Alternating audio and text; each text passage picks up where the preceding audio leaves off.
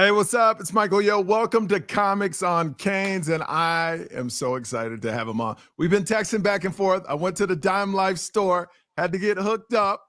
Man, DJ Williams, how's it going, man? I'm doing great, man. 6-0. Haven't had this energy in a long time, so I'm doing amazing. Do you feel like it's a different energy than 2017? I definitely think it is. And, coming into the season, I knew there was a lot of hype. At the end of the day with the NIL, we finally went out there and spent that bread, right? Yep. We threw some dough around, brought in a bunch of guys in the portals. So week one, I was like, I want to see this thing live in person.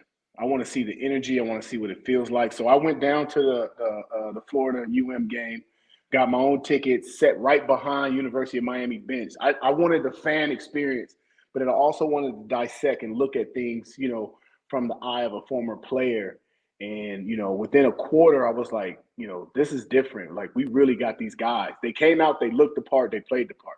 Now, when you're of course you're on probably, well, not probably, the best college football team ever. When a player from that team looks from the sideline like you were doing watching the team, what are you looking for specifically? Honestly, we just look for the thing in our group chat. I'm on several Canes group chat, right? I got one with 7 guys, 10 guys, and then we got a WhatsApp chat. It's the craziest thing in the world. It's 85 guys. You got guys from like the 70s all the way up to, teams that played, 2008. And the constant that always gets said about a guy is, oh, he could have played with us. Oh, he could have played with us. That is the benchmark, right? That is the benchmark. One guy I remember after seeing him work out, not on this current team, just from the past, just so you can understand what it's like when we say a guy can play with us. I remember DJ Dallas. The first time I saw DJ Dallas in the weight room, he walked up to me, he shook my hand, fresh out of high school, said, hey, man, DJ Williams, pleasure to meet you. You, Jonathan Vilma, seeing you guys in this weight room inspires me. From there, I go to the practice field. I want to watch this guy. Offense, defense, quarterback, receiver, running back. Now I watch him in the game, special teams, doing it all. And it's like, oh, he's a football player. He could have played with us. Yeah. I mean, that's a high standard. It's been missing for a while. Everybody knows my story if they're watching this. I became a fan in 2001, right around when Mark Stoops got there. Mark Stoops was high. It was funny. You were like, he's the only coach that talked more trash than you guys. Big time trash talker, man. Stoops talk trash. And it's kind of the nature of the DBs. They are the biggest trash talkers on the team. You can't fight one, you got to fight them all. And to have a coach like Stoops behind him talking trash, there were several times in practice where fights almost broke out. Wait, but y'all on the same defense? Like the defensive backs would fight with y'all, the linebackers? Man, listen. They had an area in the locker room. I forgot what they called it, but you couldn't go down that row. If you went down that row, you got jumped, you got taped up, and they're small. But again, it's 15, 20 of them, right? Did you go down that row? Nah. Okay. I was good friends with the ringleader of that whole situation, Mr. Tape Your Ass Up, was Maurice Seitz, man. He always was willing, hey, I think we should tape their ass up. Come on. Man, so we sitting at 6-0. I want to ask you a few questions because I know you got to catch a flight, and then we're going to have Geo Milian on. Of course, you were close to 2,000 yards rushing in high school. When you got to college, the linebacker room was stacked. They put you at fullback. When you look back after it's all said and done, do you feel like you could have been as effective as a running back, fullback, as you were a linebacker in your NFL career if you would have stayed being a running back or fullback? I'll give you the short version. We'll go real deep on another time, but the night before my first NFL game, I actually called my agent and said, I ain't going out there. And he was like, what do you mean? I was like, I ain't going out there. And I was like, my heart is at running back. I always wanted to play running back. And then to be on a team and go against, we had big backs in Denver, right? And to play against big backs in preseason and to sit there and say, I'm just as big, I'm just as fast and as strong as these guys, I could do this. So in my heart, I wanted to do it. My agent basically told me, he was like, remember that loan that you took out in advance? I said, yeah. He said, you remember the 760, the house, your mama house? You got to give it all back. Next thing I know, I was running out that smoke. Let's go. That's hilarious. But I mean, great NFL career too. What if you could go back and change one thing? Is there anything you would go back and change? Let's talk about a game. What about a game in your past at Miami that if you could go back and play that game again, which one would that be and what would you change?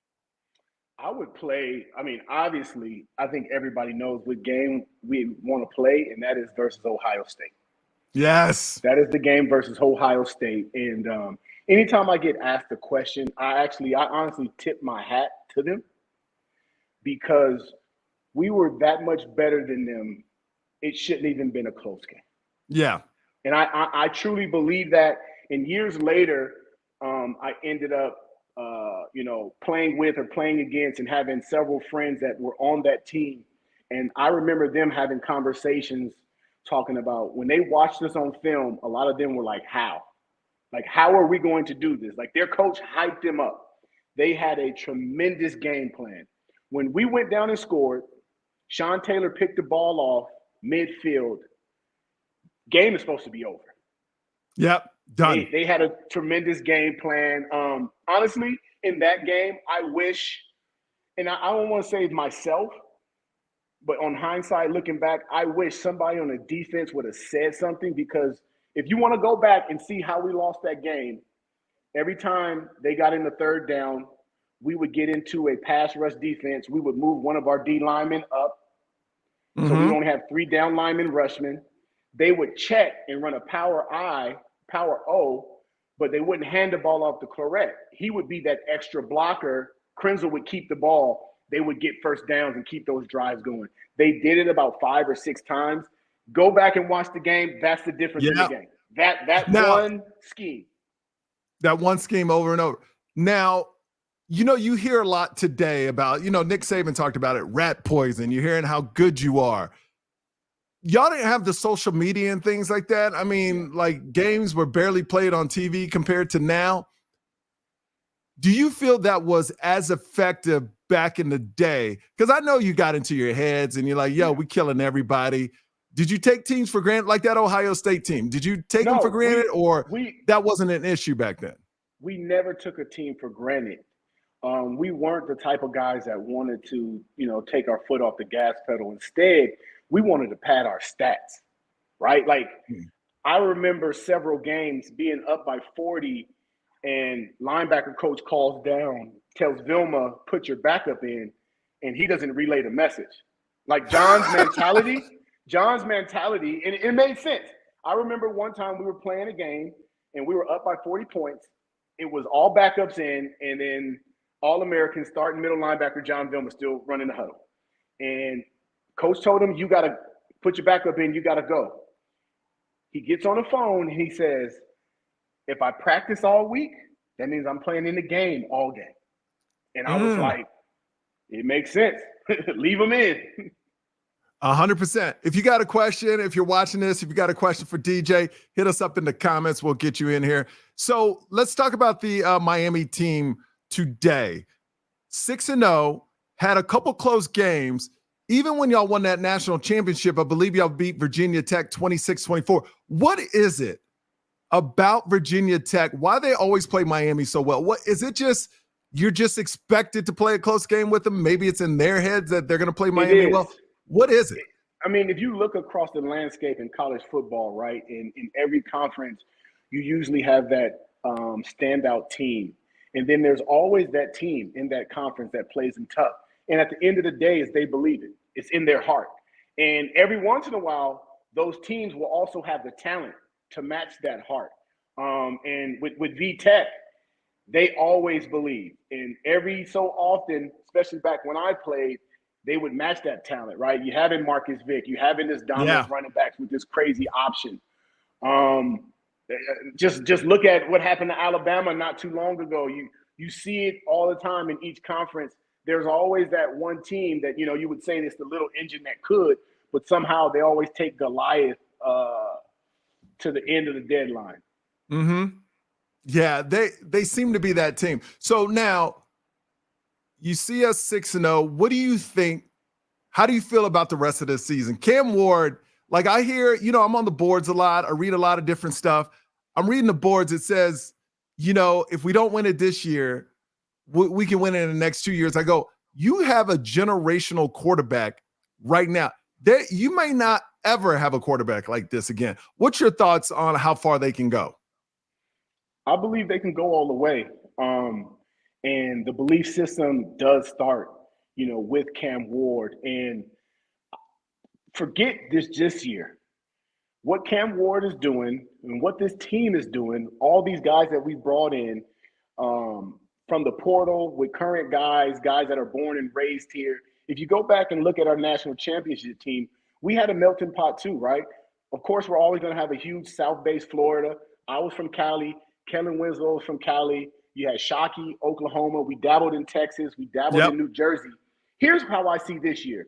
This is the year that can springboard and really officially bring the University of Miami back. And what I mean by that is no longer will everybody come down to South Florida and poach us for our best athletes.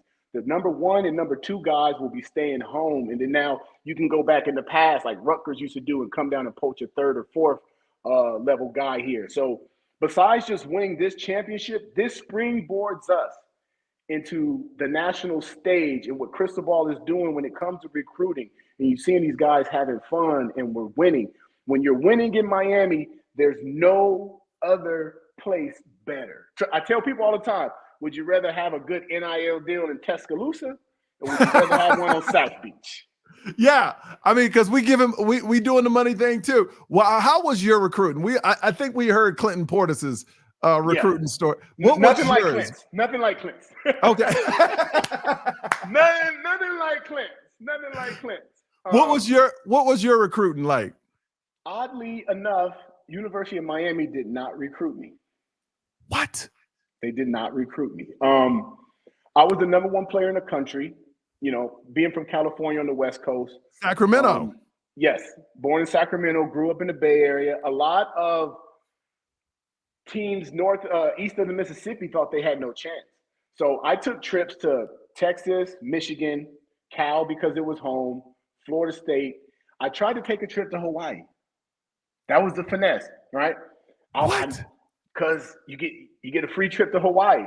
My coach wouldn't let me take a trip because Hawaii made you verbally commit. So my plan was to verbally commit, take this trip, get laid, get laid, and then decommit. My coach said, I know what your plan is. We're not allowing you to do it. It's going to give a black eye on our program. So this is how old school it was. He was like, where would you like to go? I said, I want to go somewhere fun. We had the old almanac with all of the universities and all of the office, and we went through it. He says, what about Miami? I remember it like it's yesterday. We get on the phone. I call Miss Myrna, who has been secretary for Schnellenberg, Jimmy, like all the greats, right? And she's still part of the program there now. Sweetest lady ever. She picked up the phone, and I'm 17. I'm the man. I said, hey, this is DJ Williams. I want to take a trip. She said, who? I said, this is DJ Williams, right? I want to take a trip. She's like, how you spell it? I'm like, DJ Williams. She said, what's your number? She took my number down. She said, okay, and then hung up. My coach looks at me. What happened? I said, I don't know. She just took my number down. I'm feeling, like, damn, okay. I guess you don't know who I am. Within 5 minutes, the phone rung. I spoke to every coach on the staff. Miami actually ended up being one of my first trips.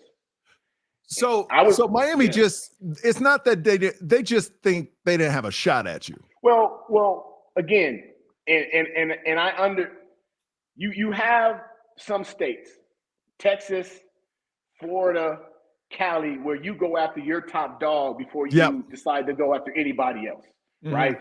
And so they thought that USC had already gotten to me. But at that time, USC wasn't the top dog in the Pac-12. It was Washington with Neuheiser. They were winning the Rose Bowls. And, I just didn't really like the way they played. I didn't want to move to Washington. I was the number one player in the country. I heard football was biggest in California, Texas, and Florida. And I challenged myself. I said, if I am who they think that I am, I need to go where the dogs are. And you went to Miami. What was a recruiting trip like back then? I hung out with Brian McKinney. Okay. I don't know if you heard about the BMAC experience. No. Please tell me. Please, can you elaborate? Listen. Let me try to give you just a good, clean, quick story. Put it like this. Okay. I remember walking down Collins and a party bus pulls up. Big Mac sitting there with a bottle of Hennessy. I look in the party bus. It's 40 girls. It's a stripping pole. And he said, get in. Hold on. I get in. Wait. I get in the party bus. We get to the club. He actually has an assistant like organizing us and lining us up. Next thing I know is 85 people.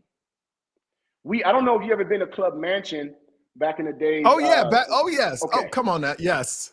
Well, Club Mansion has a upper deck area. We came in with so many people, they had to give us the upper deck area.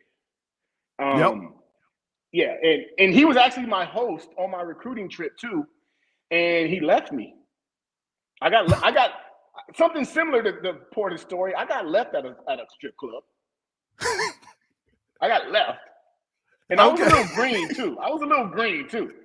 Everybody kept. I had a bald head. It was rubbing my bald head. I got back the next day. It's like, no, about 5 of them that really like me.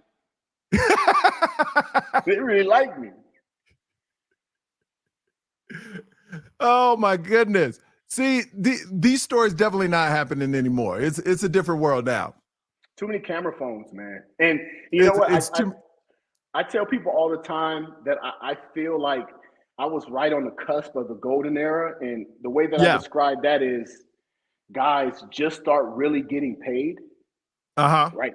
Guys start really making like kind of big money, but social media was in its infancy and it didn't exist.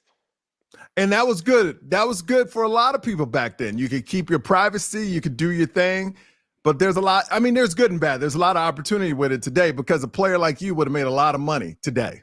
Oh yeah. Well, I did the math, right? Again, I never took anything in college, right? Yep. I did the math, but my lifestyle, I break it down that, this lady, she just trying to, we might get her live. Hold on one second. I'm in the. Okay, no worries. Okay.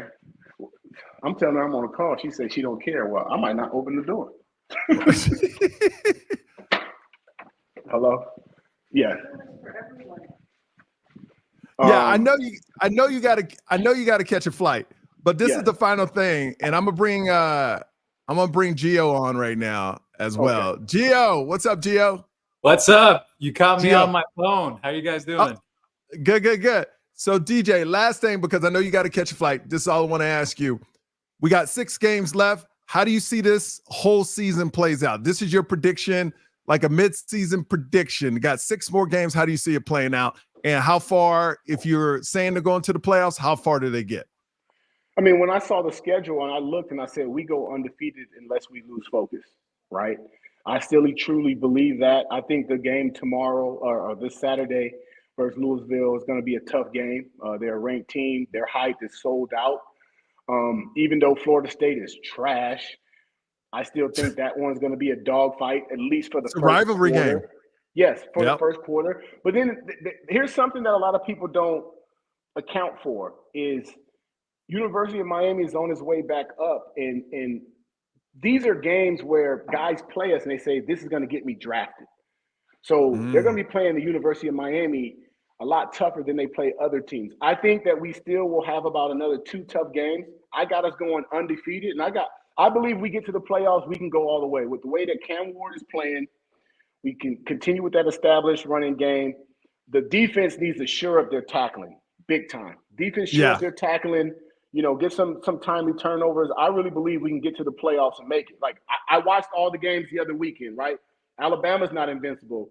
No, listen, Georgia's not. They almost lost to Kentucky. I'm gonna give the whole country the plan on Ohio State. They got those big, strong corners. Go top on their ass. Yep. Right. Oregon put that speed out on them. They ain't never seen nothing like it. Right. And then when you look at Oregon, right, I don't think that they're unbeatable. Right. You look at Texas. I don't think that they're unbeatable. I think this upcoming year is going to be one of the most exciting football seasons in college football. That college playoff, the way it's set up, where you guys get a home game. Imagine what the Rock is going to be like if we get that first round bye and we get a home game and put their ass in high noon weather too. Well, so let's go through this. You think they make the ACC championship? Who they play? Clemson? Yeah. Clemson. And they beat Clemson. They beat Clemson. Clemson started off pretty rocky. I think we beat Clemson. Then also I think that's another nudge on Dabo to say, hey, you need to get down with this portal situation. He's been against it this whole time. Well, you see what happens when you play teams that use the portal.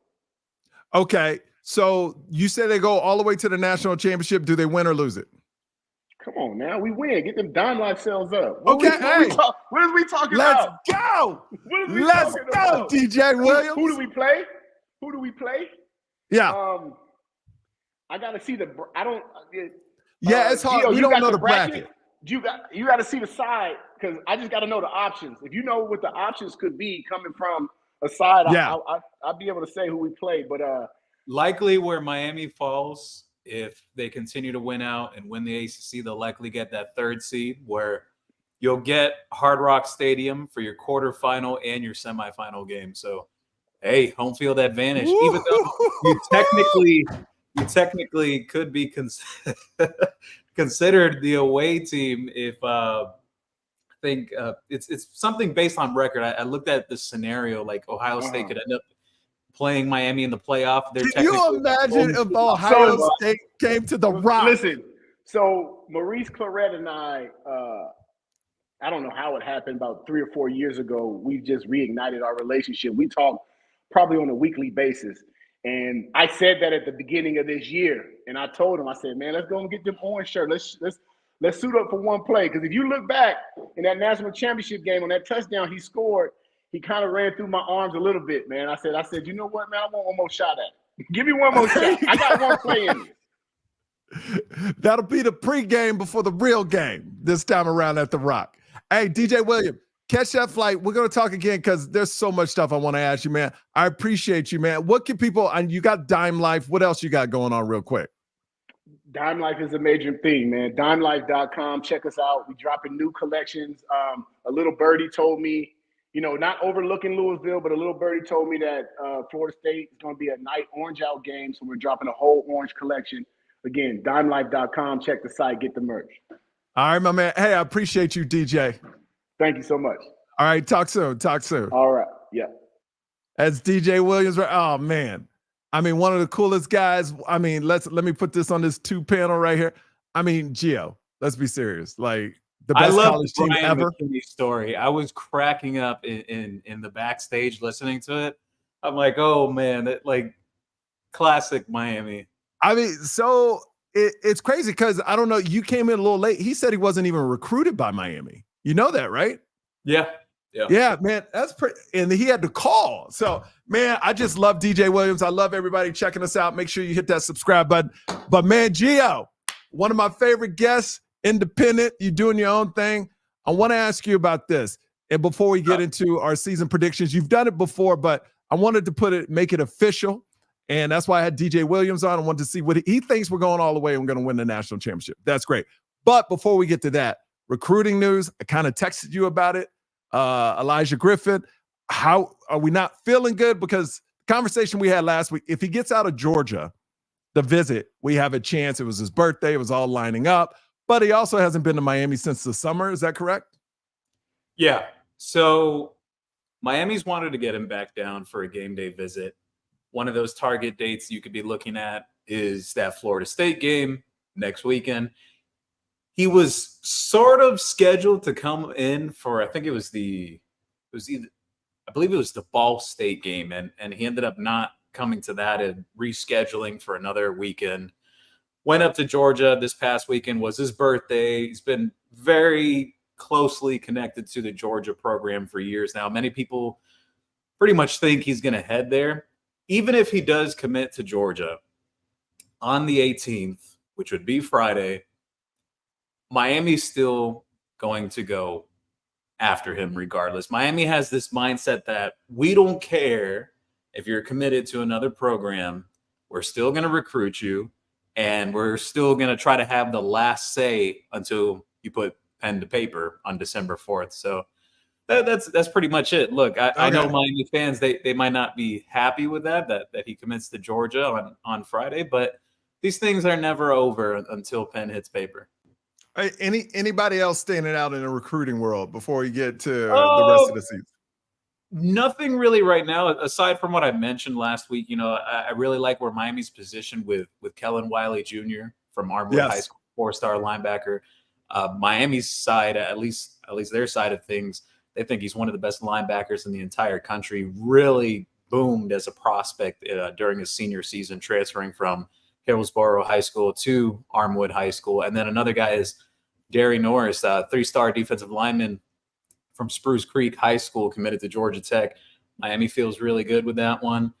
They're really high on him. I know there was a little back and forth back in the summer when he committed to Georgia Tech, tossed the Miami hat. Miami fans said, well, the kid's mad because Miami probably told him they didn't want him. That wasn't the case. Miami wants him. They've always wanted him. So I will tell you this, though, about predictions or any season predictions.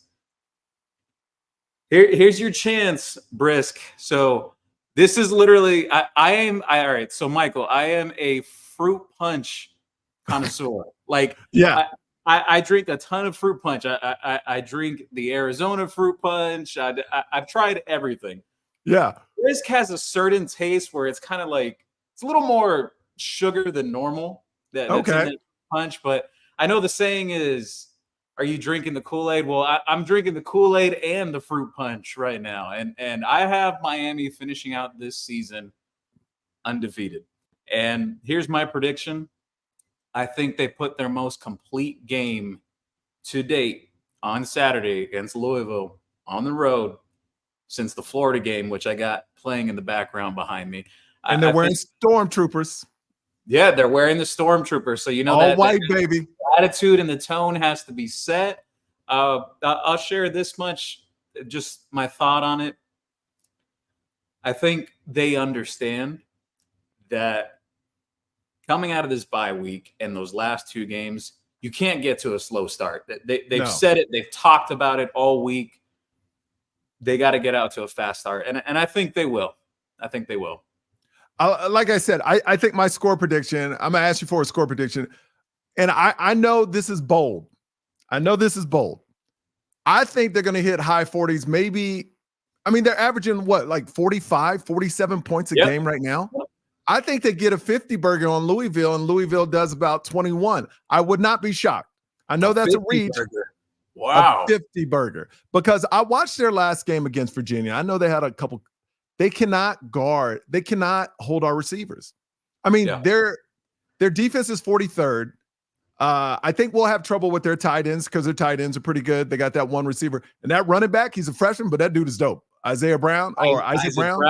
Yeah. I watched Miami area. When he played at Homestead. He was incredible. Caught a couple of games when he was playing for the Broncos with Homestead.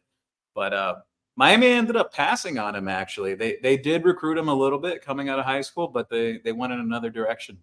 Man, what I like about him that a couple of our running backs don't do, if there's not a hole, he'll find a hole. He kind of reminds me, I love A.J. Allen. He kind of reminds me of the A.J. Allen. If there's not nothing there, he will find something. So his acceleration is incredible. How he gets the top speed like nothing. It's insane. So I think Miami's defense, it's going to take like a quarter to figure it out. I would say first quarter, maybe 21-7, 21-10. But then I think they just Michael, wipe I 'em out. think the fans might not be happy with that because I'm in some group chats and then I got a whole private board that I just opened up last week that people can join. But I've had some people saying, look, in my opinion, I like Lance Guidry. I think he does a really good job with that defense. I think he makes great second half adjustments. But some fans have been saying for the past week, they're like, well, defensive coordinator needs to earn his paycheck this week because we can't be settling on second half adjustments every single week. We got to come out and figure them out. Well, let me ask you this. Why do people have so much PTSD?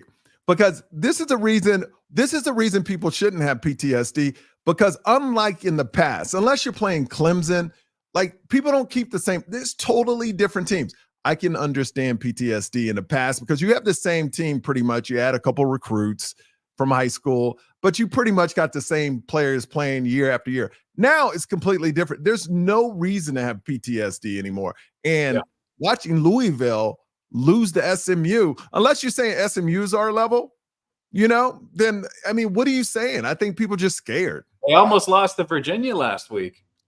That's what I'm saying. I mean, what are we talking about? What are we really talking about? Well, I think this also leads to my thought in terms of the ACC as a conference and a whole. There's a lot of parity in this conference, week in and week out. One fun stat I'll share with you, Mike, about Miami coming out of bye weeks, and I think this is why the PTSD is kicking in for many people. And I know people love when I drop these fun facts and whatnot. Oh, yeah. So Miami is 2-8 coming off of bye weeks since 2015. That's running almost 10 years. 2-8 coming off of bye weeks. So they got to get over that hump. They haven't done it yet under Cristobal, but I think this is their prime opportunity to do so and change the narrative and continue changing the perception too. I respect that stat, but I don't care about that stat, Geo. It's a totally different team, bro. It's a totally different team, So let's see. You say they go undefeated. Who they beat in the ACC championship? Clemson as well? I have them playing Clemson, but I got to look through the schedule again because I believe Miami, Clemson, and SMU, I don't think either of the three cross paths. What happens? Okay, does anybody have a clear answer on this? So the way that tiebreaker works is the winning percentage of the teams that they had beaten on their schedule in terms of like just conference play. So you have that. And then if that doesn't work out, then they get down to there's a whole bunch of like nitty gritty. Like I think the second one, if I recall, this is the way it's always been structured, that they'll go through the amount of total points each team put up. So Miami's in the clear in terms of that because they're 100% very high power throughout the year. But so I think it creates an interesting situation though. Are you saying if all teams went out, Miami might not have a chance to play in the conference championship? I'm making this up. This is if all three went out. I have to look at the schedule again because I can't recall if SMU does play Clemson. If they do, then this is nothing to worry about. Or wait, I want to see this SMU schedule because this is very important. Clemson. Let me look real quick. SMU schedule. If anybody in the comments knows, feel free to hit us up. SMU schedule. They don't play Clemson. Nope. That's not good because SMU looks really good on offense with Kevin Jennings. So let me give you a hypothetical because I know Clemson plays Pitt, so that's going to knock out Clemson, or SMU plays Pitt, so that's going to knock out them being undefeated. So I know that. But all three undefeated.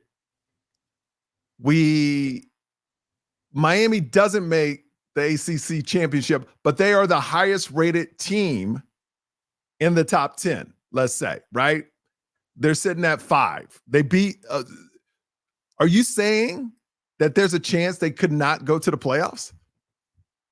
No, I think they'll put Miami in the playoffs. And here's my reasoning. Even if we get down to some crazy scenario like that, which I think it would be really difficult for Miami, Clemson, and SMU to win out all the rest of their games. For all three to do that, I think that would be something insane and historic to see. But in terms of the playoffs, the reason why, like, let's say if that scenario did happen and somehow Miami doesn't make it into that conference championship game, Miami will be in the playoff regardless, as long as they win out, because of the TV ratings that they have brought this year. You go back to the Miami and Florida game. It was the most watched 3:30 slot game in the last 6 or 7 years, give or take. Then you go to the Miami Virginia Tech game. It was the most watched Friday night college football game this entire season. And then you go to Miami and Cal, that late night slot. It was the second most watched in the last 6 years for a 10:30 start time. Well, SMU has Pitt, Virginia, BC, and Cal. So they're not going undefeated. They're going to lose one of those. So I'm not really worried about them. But I also think if Miami didn't make the ACC championship, whoever loses is out. In the conference, if there's 2 undefeateds, they're going to take the 2 undefeateds instead of the team that lost. There's definitely some stiff competition, though, because if you look between just Clemson, SMU, Pittsburgh, and Miami, those are the true contenders right now for the ACC. Miami's got to continue handling business because none of those teams are on Miami's schedule. So it's out of their control.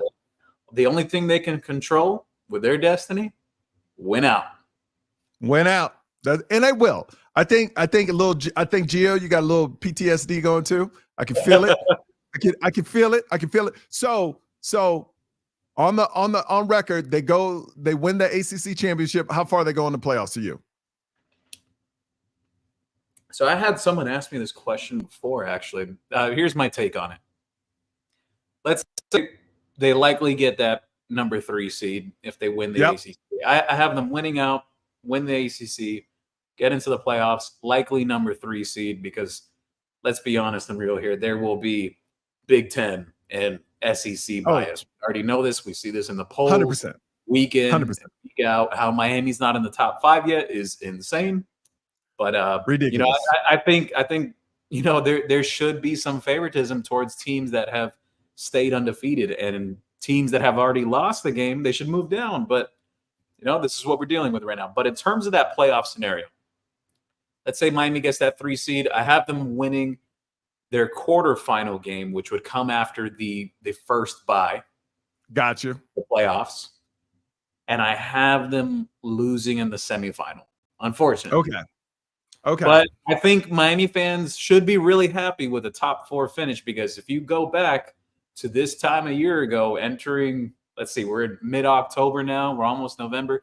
If you go back to this time last year, who would have even imagined Miami as a playoff team a year later? Gio, go back to Manny's last year. Look at that offensive and defensive line. Insane, the difference. Insane. Well, we just had DJ Williams on. He say they're going to the national championship. I've changed my mind because I was with you saying, and it really depends who they play. We're kind of guessing right now. We don't know who they're going to play. But if DJ Williams believes in it, I'm going to believe it. They're going to the championship. There you go. Here's my thing, though. I've been saying this nonstop, been on the record about this. College football this year, the landscape is wide open. I do not believe that there is one team that has truly separated themselves as the most dominant team in the country. I would say Texas, but I need to see them play Texas Georgia. Is to bring up, but they look great. And if Texas stomps Georgia, okay, you got a number 1. You got a definite number 1 without a doubt. But if it's close and Georgia wins or Texas wins by a little, then we have a conversation. But for some reason, man, I think Texas is going to stomp the heck out of Georgia. I mean, they look strong. So, Michael, I'll tell you this. I put out a tweet when USC started off hot, and now they've kind of fizzled out. Oh, yeah. Said this some weeks back. I said, what is this? We've been put into a time machine back to 2003, 2004. Miami Texas, and USC are all good at the same time. Nebraska. Nebraska, too. Yeah, they've been competitive this year. Yep. No, I love it. And college football is better when all these teams are great again. So I agree. look, man, I think like I said, I think we put a 50 burger or a high 40s on Louisville. I don't think it's even close. I agree with you. They're going to be focused like Florida. I still think the game we need to watch out for is Syracuse. But we'll see. We'll cross that bridge when we get there. Now, I heard you say you started a board. Tell me about that and how can people be a part of it? Okay, so I have opened up a private board. There still will be some free things that get posted out there or articles and whatnot, but open up a private board on Discord that is moving to a subscription model. It's $8.50 a month, nothing too crazy. I don't want to kill you guys with the pricing, but we'll include player grades in there, deeper analytics, stuff that if you subscribed yourself to another website, you're shelling out $25 for a monthly subscription. You're getting it on the low at $8.50. You're also getting info that I'm getting before I even write it and put it into an article out to the masses. I'll be telling you guys ahead of time. And anything in terms of the team that I'm hearing and whatnot, practices will come up again for bowl season and playoffs. Yep. And I know many of you are wondering when certain players are returning. So a ton of that information that everyone is just yearning for, that I've put out there, that you've heard on the spaces, you've heard on the shows. It's all going to be there much sooner, right on the private board. And you can ask me any question at any time. I answer questions every day on there. How can people, like, I'm not on Discord. Is there a link you can send me so I can put it on the description? The link is right on my X account. As soon as you go to @Geo Milian, the link is right there. It'll show Discord right on there. You click right on there, it'll bring you right to the link. I got to put up a comment by my boy Finesse Mitchell. He was on the 91 team. He had great story. He said Texas won't beat Georgia. Oh, wow. No, Finesse, you have no idea what you're talking about, Finesse. Let me be honest with you. Let's put since I know $100. Go ahead, Finesse. Let's put $100 on this. Texas will beat Georgia. And the other thing, he says Georgia Tech will give Miami problems. What's your take on that? I agree with him, actually. Reason why I say that is Haynes King with his legs being able to scramble out of the pocket protects the ball fairly well too. They got a really good running back in Haynes. We'll see. I think they're gonna really test Miami's defense on the perimeter. Just you go back to that game against Kyron Drones at Virginia Tech. I think you're gonna see some shades of that against Georgia Tech on the road. Yeah, I just want to point out, I read Finesse's comment. He still hasn't hit me back about the $100. He's scared. You were scared, Finesse. That's what I thought. You like to type. You know what I call people like Finesse? I call them thumb thugs. They love to type, but when it comes to being called out, he ain't coming. Come on, thumb thug. Come on, Finesse Mitchell. Mr. 91. I've never heard that before. Oh, thumb thugs. Yeah, all these haters online, I call them thumb thugs. Thumb thug. Thumb thugs. All right, Geo. Please send me that link to. I'll copy the link from your Twitter and I'll put it on the description, man. Thank you so much for everything. You're great. Anything else you want to talk about? We good. I think that's pretty much it. There's going to be a lot of bulk of stuff for Florida State week. This week, Miami is on the road, but next week, big recruiting weekend. Big shout outs to Derek. Big shout outs to Derek. I think I'm going to take him up on that ticket. And I did hear you. I hear that recruiting week is going to be insane. If we go into that, no, not if. When we go into that game 7-0, it's going to be, that place is going to be fire. Yeah, you got a 7:00 kick. I was surprised because, Michael, I'll tell you this. I was putting out jokes saying that Miami-Florida State game, unfortunately, because of what the Seminoles doing, we're gonna be on Telemundo and Comedy Central and the CW. Yeah, man. All right. We'll let you go right now, but thank you, Gio. We'll talk next week and anything you need on, I love that you're launching your own stuff. Any help you need, send me all the links. I'll put it on my Instagram, my Facebook, everything. Cause I love how you're going independent, and you're making your own way, man. And I'm sure I'll meet you next week when I go to the Florida State game. So that'll be fun. Oh yeah, I'm looking forward to it, man. Oh, by the All right, way, man, we'll talk.